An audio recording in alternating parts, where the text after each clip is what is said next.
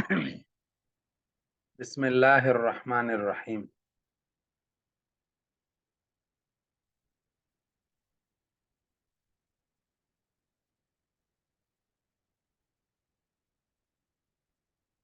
قواعد صحیح. سب سے پہلا قاعدہ ہے ماضی مجہول کا قاعدہ. غیر ثلاثی مجرد کے ماضی مجہول میں تمام ابواب کے تمام حروف متحرکہ کو ضمہ دیا جائے گا. جتنے بھی تمام حروف متحرک ہیں ان کو ضمہ اور ما قبل آخر کو مکسور کر دیا جائے گا، اور ساکن اپنے حال پر ہوتا ہے اور آخر ہمیشہ کے لیے منصوب ہوتا ہے. یہ غیر ثلاثی مجرد کا قاعدہ بتا رہا ہوں، ثلاثی مجرد کا نہیں. جیسے اجتو نے با، اجتو نے با، استن سیرا.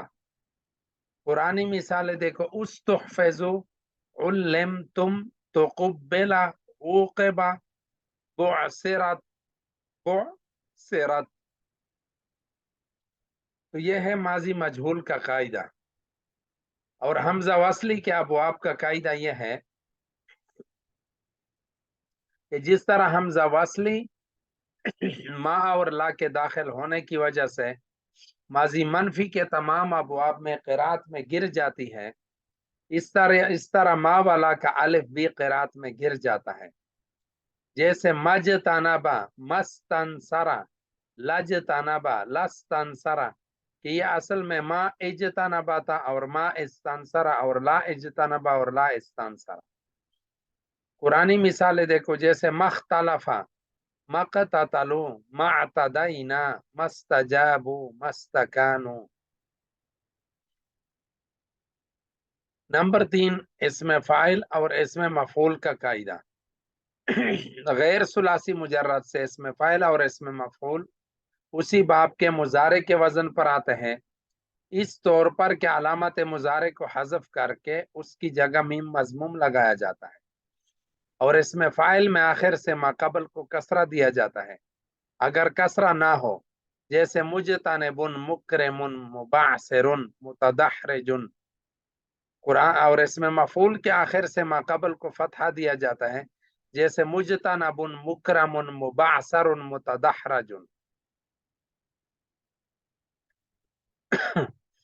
اب قرآنی مثالیں، منتقمون، مصلحون، مہیمنن، مفتحتن اور مرسلین.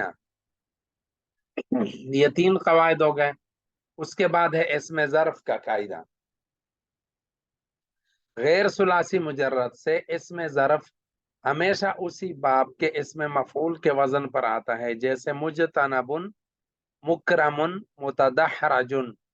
قرآنی مثالیں ہیں ملتحدن، مستودعن، مدخلن، متقلبکم اور مراغمن. یہ اسم ظرف کا قاعدہ ہے. اب اسم اعلیٰ اور اسم تفضیل کا قاعدہ کہ غیر ثلاثی مجرد سے اسم اعلیٰ بنانے کے لیے مصدر پر لفظ ما بہی زیادہ کیا جاتا ہے، جیسے ما بہل اجتناب، ما بہل استنصار، ما بہل استغفار. اور اسم تفضیل بنانے کے لیے مصدر کو منصوب بنا کر لفظ اشد و زیادہ کیا جاتا ہے شروع میں، جیسے اشد و اجتنابا، اشد و استنصارا، اشد و استغفارا، اشد و تقبلا، اشد و تصرفا.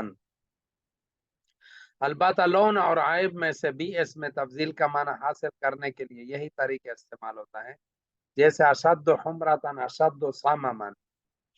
قرآنی مثالیں اشد و تنکیلا، اشد و رہبتن. یہ قرآن عظیم الشان کی مثالیں ہیں. اب ایک قاعدہ ہے، قاعدہ نمبر 6 کہ اذکرا اور اذکرا کا قاعدہ. اس کو باب افتعال کا قاعدہ بھی کہتے ہیں، باب افتعال کا قاعدہ. اگر فا افتعال میں دال، ذال، زا واقع ہو جائے تو تا افتعال کو دال سے تبدیل کیا جائے گا وجوباً. تو پھر اگر فا افتعال میں دال واقع ہو تو دال کا دال میں ادغام کیا جائے گا، جیسے ادعا سے ادعا. اور اگر فا افتعال میں دال واقع ہو تو اس میں 3 صورتیں جائز ہیں. پہلی صورت یہ کہ دال کو دال سے بدل کر دال کا دال میں ادغام کیا جائے، جیسے از دکارا سے ادکارا. دوسری صورت یہ کہ صرف تا افتعال کو دال سے بدل کر اپنے حال پر چھوڑ دیا جائے، جیسے از دکارا سے از دکارا. تیسری صورت یہ کہ دال کو زال سے بدل کر زال کا زال میں ادغام کیا جائے، جیسے از دکارا سے از دکارا. اور اگر فا افتعال میں زا واقع ہو تو اس میں 2 صورتیں جائز ہیں. پہلی صورت یہ کہ صرف تا افتعال کو دال سے بدل کر اپنے حال پر چھوڑ دیا جائے، جیسے از تاجارا سے از داجارا. دوسری صورت یہ کہ دال کو زا سے بدل کر زا کا زا میں ادغام کیا جائے، جیسے از داجارا سے از زاجارا.